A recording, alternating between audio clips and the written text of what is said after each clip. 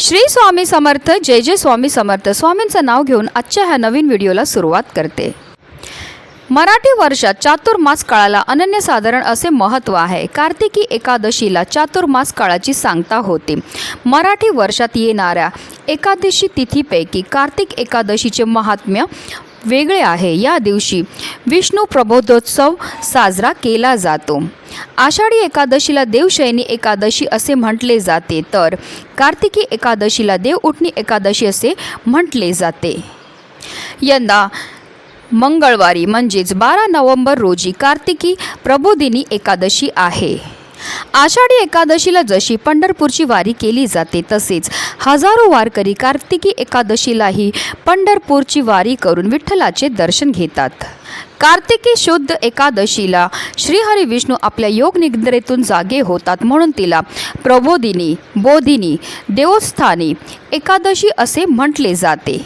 आणि या दिवसापासून श्रीहरी विष्णू या संपूर्ण विश्वाची जबाबदारी पुन्हा स्वीकारतात. या दिवसापासून शुभ कार्याला सुरुवात ही केली जाते, जसं की लग्न, मुंडन, संस्कार, घरप्रवेश यासारखे शुभ कार्यही केली जातात. देवउठणी एकादशीच्या दिवशी श्रीहरी विष्णू देवी लक्ष्मीची पूजा केल्याने जीवनात सुख, समृद्धी आणि आनंद येतो. 13 नोव्हेंबर रोजी चातुर्मास समाप्त होत असून या दिवसापासून तुळशी विवाहाला प्रारंभ होईल. कार्तिक शुद्ध द्वादशीपासून पौर्णिमेपर्यंत कोणत्याही एक दिवशी तुळशीचा श्रीकृष्णाचा विवाह लावण्याची पद्धत आहे. तुळशी विवाह केल्याने कन्यादानाचे पुण्य मिळते अशी मान्यता आहे. एकादशी तिथी 11 नोव्हेंबर रोजी संध्याकाळी 6:46 प्रारंभ होईल, तर ती दुसऱ्या दिवशी म्हणजेच 12 नोव्हेंबर रोजी संध्याकाळी 4:04 समाप्त होईल. म्हणून आपल्याला 12 नोव्हेंबर रोजी देवउठणी एकादशीचं व्रत हे पाळायचं आहे. तसेच ह्या व्रताचं पारण जे आहे ते 13 नोव्हेंबर रोजी सकाळी 6:42 पासून 8:51 असणार आहे. आणि या वेळेमध्येच आपल्याला व्रताचं पारण हे करायचं आहे. देवउठणी एकादशीच्या दिवशी सर्वार्थ सिद्ध योग आणि रवी योग यांचा शुभ संयोग होत आहे. ज्योतिषशास्त्रात हे दोन्ही योग अत्यंत शुभ आणि लाभदायक मानले जातात. आणि या योगामध्ये जर आपण पूजा केली, सेवा केली, त्याचबरोबर काही उपाय केले, तर त्याचे आपल्याला अनन्यपटीने पुण्यफळ हे प्राप्त होत असतं.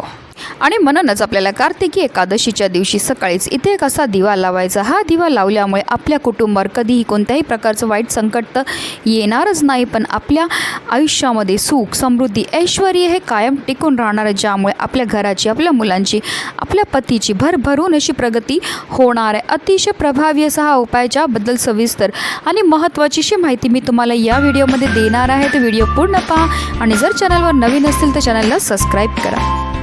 कार्तिकी एकादशीच्या दिवशी सकाळी आपल्याला ब्रह्ममुहूर्तावर उठायचं आणि अंथरुणामध्ये सर्वप्रथम आपल्याला ओम नमो भगवते वासुदेवाय या प्रभावी मंत्राचा 11 वेळा जप करायचा आणि दिवसाची सुरुवातही करायची. त्यानंतर आपल्याला आंघोळ करायची, स्वच्छ वस्त्र हे परिधान करायचे. जर तुम्हाला शक्य असेल तर लाल किंवा पिवळ्या रंगाचे वस्त्र परिधान करा. आणि त्यानंतर सर्वप्रथम आपल्याला देवघरामध्ये दिवा हा प्रज्वलित करून घ्यायचा आहे, कारण कोणतीही सेवा किंवा कोणताही उपाय जो आहे तो आपल्याला अग्नीच्या साक्षीने करायचा. त्यानंतर आपल्याला सूर्यदेवाला जलसुद्धा अर्पण करायचं. जल अर्पण करताना ओम आदित्याय नमः, ओम सूर्यदेवाय नमः या मंत्राचा जप करून जल हे अर्पण करायचे. त्यानंतर आपल्याला विधिवत श्रीहरी विष्णू, माता लक्ष्मी आणि तुळशीची सुद्धा पूजा ही करायची आहे.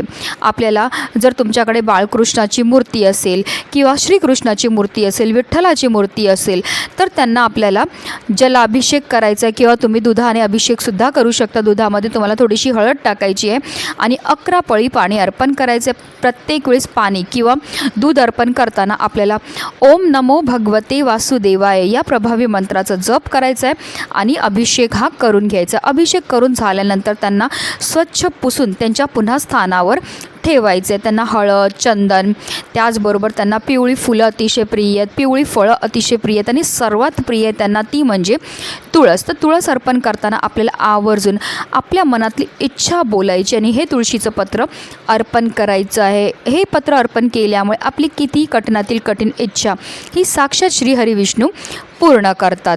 त्याचबरोबर आपल्याला माता लक्ष्मीची सुद्धा विधिवत पूजाही करून घ्यायची. त्यांना सुद्धा हळद, कुंकू, अक्षदा, धूपदीप, अगरबत्ती दाखवून घ्यायची आहेत. त्यांना लाल फुलं अर्पण करून घ्यायची आहेत. केरीचा नैवेद्य अर्पण करून घ्यायचा आहे.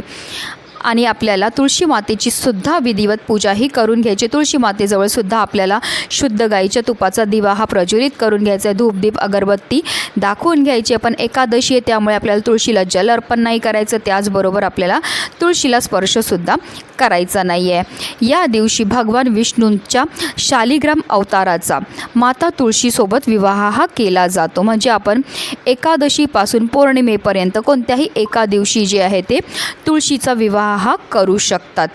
आता हा उपाय आपल्याला का करायचा आहे तर पहा, अगदी तुमच्यापासून माझ्यापर्यंत प्रत्येकजण खूप मेहनत करतो, खूप कष्ट करतो. पण बऱ्याचदा काय होतं ना, आपण कष्ट तर करतो, मेहनत तर करतो, पण आपल्या कष्टाला आपल्या नशिबाची साथ ही मिळत नाही. आपल्या घरी पैसा तरी येतो पण आलेला पैसा टिकून राहत नाही. जर आपल्या घरामध्ये वारंवार भांडणं होत असतील, कलह होत असतील, आजारपण येत असेल, नवरा बायकोचं पटत नसेल, तर ह्या प्रकारच्या समस्या का निर्माण होतात तर त्या निर्माण होतात आपल्या घरामध्ये असणाऱ्या दोषांमुळे. जर आपल्या घरामध्ये वास्तुदोष असेल, पितृदोष असेल, किंवा आपल्याला की आपल्या घराला नजर लागलेली असेल, किंवा कुंडलीमध्ये राहू, केतू, शनी या ग्रहांचे दुष्प्रभाव असतील, तर त्यामुळे सुद्धा आपल्या जीवनामध्ये अशा प्रकारच्या समस्या ह्या निर्माण होत असतात. आणि अशा विशेष स्थितीला जे आपण काही विशेष उपाय करतो तर त्यामुळे निश्चितच आपल्याला या सर्व दोषांपासून मुक्तताही मिळत असते. आता हा उपाय आपल्याला देवपूजा करून झाल्यानंतर लगेचच सकाळी करायचं आहे. आता ह्या उपायाकरता तुम्हाला एक दिवा हा लागणार आहे. तुम्ही अगदी मातीची पंती घेतली तरीही चालणार आहे, किंवा तुम्ही रोजच्या देवपूजेमध्ये जो दिवा वापरतो तो घेतला तरीही चालणार आहे. आता आपल्याला 9 लांब वाती ह्या उपायाकरता लागणार आहेत. त्या 9 लांब वातींना आपल्याला एकत्र करून एक वात ही तयार करायची आहे. आणि अशी ही वात जी आहे ती आपल्याला त्या दिव्यामध्ये टाकायची. त्याचबरोबर ह्या दिव्यामध्ये आवर्जून आपल्याला शुद्ध गाईचं तूपच टाकायचं आहे. कारण कोणताही उपाय आपण इच्छापूर्ती करता करतो, लक्ष्मी प्राप्ती करता करतो, त्यामध्ये जर आपण तुपाचा वापर केला तर केलेल्या उपायाचं आपल्याला अतिशय शुभ फळ प्राप्त होत असतं. पण आता काही कारणास्तव नसेल तुमच्याकडे शुद्ध गाईचं तूप, तर तुम्हाला काय करायचं आहे, रोजच्या देवपूजेमध्ये जे तेल तुम्ही वापरतो ते टाका आणि त्यामध्ये तुम्हाला चिमूटभर हळद ही टाकायची आहे. आता आपल्याला एक प्लेट घ्यायची आणि प्लेटवर आपल्याला मुठभर तांदूळ हे ठेवायचे नाही. त्या तांदळावर आपल्याला हा दिवा जो आहे तो प्रज्वलित करून ठेवायचा आहे. आता ही प्लेट उचलून आपल्या देवघरामध्ये असणारे श्रीहरी विष्णू आणि माता लक्ष्मी समोर आपल्याला ही प्लेट जी आहे ती ठेवायची आहे. त्यानंतर ह्या दिव्याला आपल्याला हळद, कुंकू, अक्षदा अर्पण करून घ्यायचे. एक फूल अर्पण करून घ्यायचं आणि देवघरामध्येच आपल्याला आसन घेऊन बसायचं आहे आणि काही सेवा ह्या करायच्या आहेत. आपल्याला एक वेळा कनकधारा स्तोत्राचं पठण करायचं. त्याचबरोबर आपल्याला एक वेळा श्रीहरी स्तोत्राचं पठण करायचं आहे.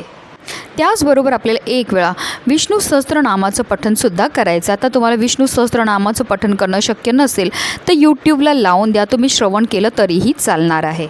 ह्या सर्व सेवा अतिशय उच्च कोटीच्या. ह्या सेवा केल्यामुळे आपल्यावर श्रीहरी विष्णू आणि माता लक्ष्मी फारच लवकर प्रसन्न होत असतात. त्यानंतर आपल्याला हात जोडून मनोभावे आपल्या मनातली इच्छा ही श्रीहरी विष्णू आणि माता लक्ष्मीला बोलायची. तुमची जी पण इच्छा असेल, धनप्राप्तीची, घराबद्दल, मुलांबद्दल, पतीबद्दल, ज्या पण तुमच्या इच्छा असतील मनोभावे ते आपल्याला बोलायच्यात. आता हा जो दिवा आपण श्रीहरी विष्णू आणि माता लक्ष्मीसमोर प्रज्वलित केला आहे त्यामध्ये तुम्हाला तेल किंवा तूप एवढं टाकायचं आहे जेणेकरून हा दिवा जो आहे संपूर्ण दिवसभर प्रज्वलित राहील. आता दुसऱ्या दिवशी आपल्याला काय करायचं आहे, ह्या दिव्याखाली जे धान्य आहे ते आपल्याला एखाद्या झाडाखाली नेऊन ठेवायचं आहे जेणेकरून तिथे असणारे पशुपक्षी कीटक ते धान्य खातील. त्याचबरोबर ह्या दिव्यामध्ये जी वात आहे ती आपल्याला निर्माल्यामध्ये टाकून द्यायची आहे. अशा रीतीने आपल्याला हा उपाय जो आहे तो एकादशीच्या दिवशी करायचा आहे. अतिशय प्रभावी असा हा उपाय केल्यामुळे आपल्या कुटुंबावर कधीही कोणत्याही प्रकारचं वाईट संकट तर येतच नाही, पण आपल्या घराची, आपल्या मुलांची, आपल्या पतीची भरभरून अशी प्रगती होणार आहे. म्हणूनच व्हिडिओ जास्तीत जास्त लोकांपर्यंत शेअर करा जेणेकरून प्रत्येकाच्या आयुष्याचं कल्याण हो, हीच मनामध्ये इच्छा. श्री स्वामी समर्थ. जय जय स्वामी समर्थ.